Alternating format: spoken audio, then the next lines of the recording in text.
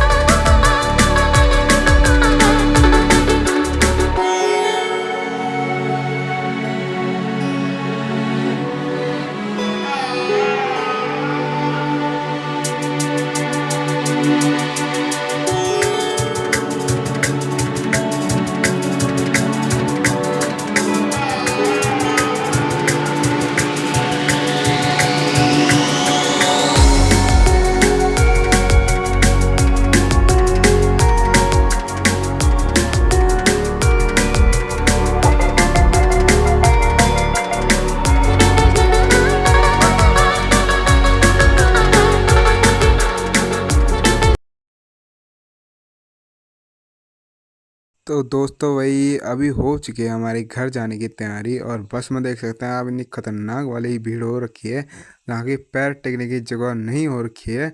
बाकी अभी चल रहे हैं घर को, तो मिलते हैं आपको अपनी नेक्स्ट वीडियो में। जब तक के लिए बाय बाय।